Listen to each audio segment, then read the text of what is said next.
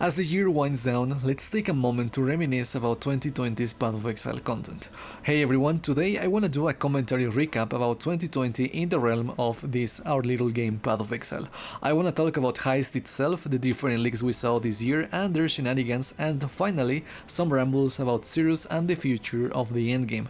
It's gonna be a bit rambly, but if you're new to the game or wanna learn more about what happened this year, then this video is for you. Also, the gameplay may not match what I'm talking about, but it'll probably beat Sirus over and over with the different builds throughout 2020. Still, it should be interesting to watch, I think.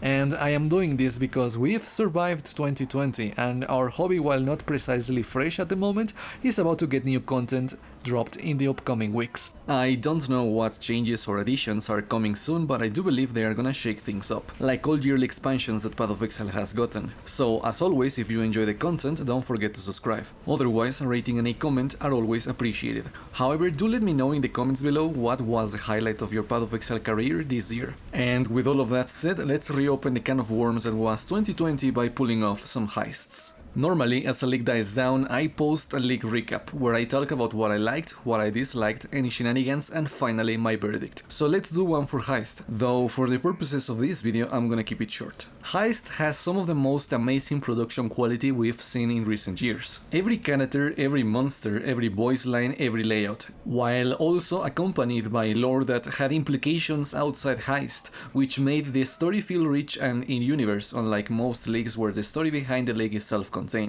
The quality in the league was amazing, really. I commend Triple G's effort in that regard because these details alone are what give the league an identity.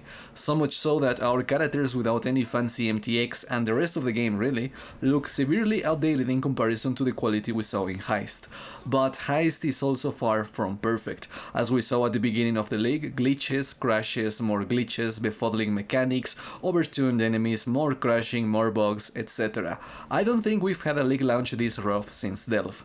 Now, don't get me started about waiting about the friendly AI to open doors, though we'll touch on the door topic in a bit. However, one of the biggest draws that Heist had, even with all of its problems, was the rewards. I have been playing this game since Prophecy, and only started taking it seriously once I started posting content to my channel. Needless to say, Heist is the one league where the league mechanic was actively printing currency without really having to stress too much about it. Whether it was regular heists or a fully planned out grand heist, there were profits to be made if you kept your focus on grinding the league content, not only as pure currency but as valuable loot. By engaging with Heist at all times, you pretty much secured all funding for your builds throughout the league. Hell, if you were lucky, you could even find build-defining items in grand heists, such as valuable alternate quality gems and near-perfect rare items. But to compensate for this plenty vault, there had to be some drawbacks. Enemies in Heist are something else, really, especially once the alarm is triggered. Overlapping rares, firing squads at every door, unique enemies with suppressive abilities, and on top of it, a 1x1 door hole that you gotta wait for, and to top it off, the added risk of dying and losing all the loot that you pillaged. And that is pretty much where I'm wrapping up things with this section. I didn't hate Heist, but as the league progressed, I quickly grew tired of having to deal with firing squads and tiny assholes we call doors. While I think I understand why the firing squads were a necessity, even though I found them to be a rather cheap way to spike the difficulty, the 1x1 door hole is where I draw the line. Not only because they had us waiting for these doors to be opened, but because such a long animation to make a tiny asshole in the wall is laughable. Especially when behind the door is a whole army waiting to unleash their frustration upon your character. And even further if you consider that dying meant losing everything you worked for. Kinda like hardcore, but it's the league mechanic and not a difficulty setting. If I had to numerically rate Heist, a 7 is what I consider proper.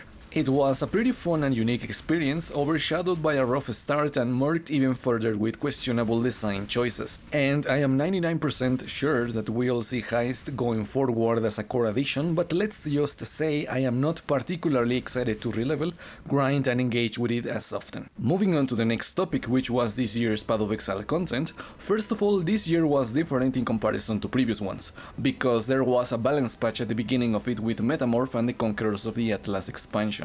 A lot of things changed, fossils lost some crafting capabilities, we got new influence items with new modifiers to chase for, we had a total redesign of the Atlas experience, we had a new batch of endgame bosses, but most importantly we had changes to the difficulty of the game.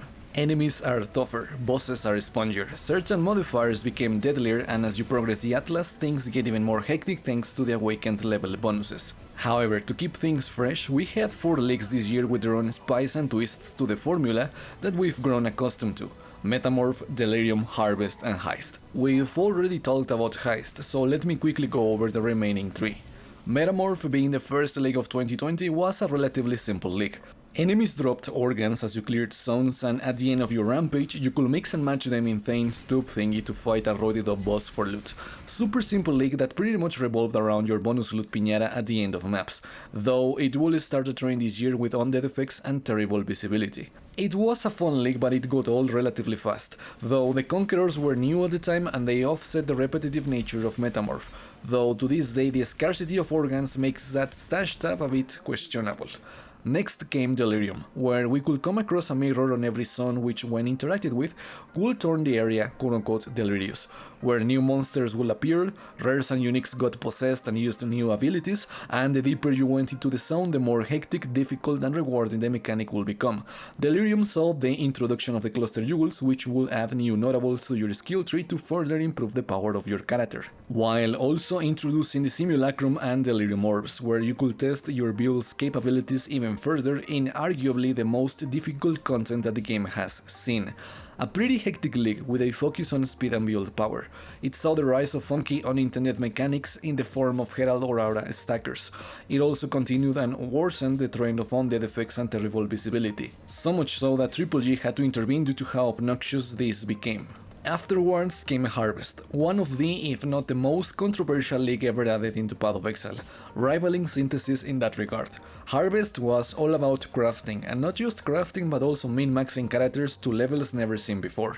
It came with a rather interesting minigame in the form of maintaining and managing a garden to harvest your crafting materials and recipes. It also had a rather uninspired boss fight with little relevance to the whole ordeal except for the loot that you dropped. Harvest was like eating the prohibited fruit. Once you had a taste, you wanted more. It allowed things that would otherwise be expensive and unobtainable to become the norm. It sparked a lot of discussion regarding the game's accessibility and difficulty towards newcomers while also empowering veterans. Personally, I did like Harvest, but there is no denying that it was way too rewarding without much investment, time and currency wise. And finally Heist, but we already talked about it. Anyways, the point I wanna make with this section of the video is that we had a rather varied year in the terms of mechanics that we saw. From a dark tone loot piñata to grey misty lands of havoc and rewards, to literally planting monsters to harvest exiled slams, to playing Payday Action RPG Edition, 2020 was a very fun year in Path of Exile. Tons of currency to be made, interesting and funky gear, new builds to brainstorm and play with, and finally, alongside the new endgame bosses in the form of the Conquerors of the Atlas, we had a rather hectic but enjoyable year. So let us wrap up with some Sirus and Conquerors talk. Christmas of 2019 saw the introduction of a new endgame boss, Sirus, the Awakener of Worlds, alongside his Conquerors of the Atlas, Drux, Alhesmin, Veritania and Beren. Lore-wise, they are a bit messy considering the fact that they are the exiles who sought, fought and defeated Shaper and Elder, which in turn gave Sirus his powers when he made the mistake of reaching out to Elder as he was being locked away. They are a bit of a shoehorn addition in that regard due to the player being the one who technically did all of those before these 5 were conceived. Regardless, what matters is the number they did on the Atlas and their fights. The Atlas went from just map and advanced tiers steadily to a grind to acquire watchstones, which need to be socketed in the different regions to upgrade and progress the Atlas, while also opening the door to Sirus and his Conquerors. The more watchstones socketed, the harder and more rewarding the Conquerors became, which is where I am going with all of this conversation. Sirus himself has been a hot topic of discussion. A lot of people hate him due to how difficult they perceive him regardless of Awakener level. Hell, in my experience he was a bitch to fight for a little while when he was first added into the game. It wasn't until Delirium where I finally got good and started killing him relatively smoothly. And it was precisely in Delirium where this channel started getting the funky boss deleting builds, especially Sirus, where the challenge became how many seconds does Sirus live for in the last phase. As the year progressed, I learned and applied new things into my builds and playstyle. I've grown to like Sirus and the Conquerors. They still get me here and there, but for the most part I've learned their quirks and also have built to nuke them the moment they become killable. I've had fun fighting them, which is why I'll be a tad disappointed if they become side content when the next expansion drops.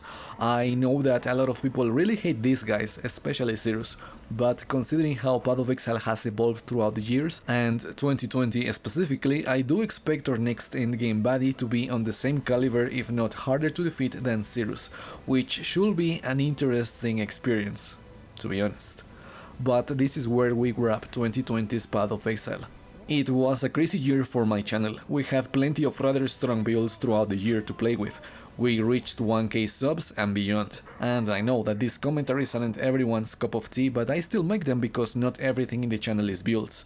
But still, as I mentioned in one of my builds this league, I used to take this game lightly.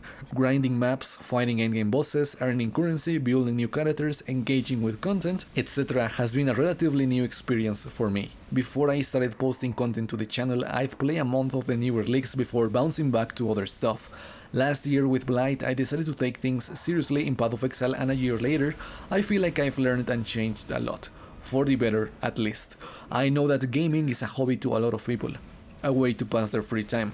I know that this year made a number on a lot of us and our personal lives, which forces us to have a less active social life, and some of us dedicated that free time to gaming. I don't know what 2021 has in store, but I am excited for new opportunities, new experiences, and as always, more Path of Exile. So with all of that said, thank you so much for watching tonight's content. Don't forget to subscribe if you enjoyed the video. I'm afraid I won't see you guys until the next year, but make sure that you take care, have a nice start to this next year, and we'll talk about games soon. Peace out.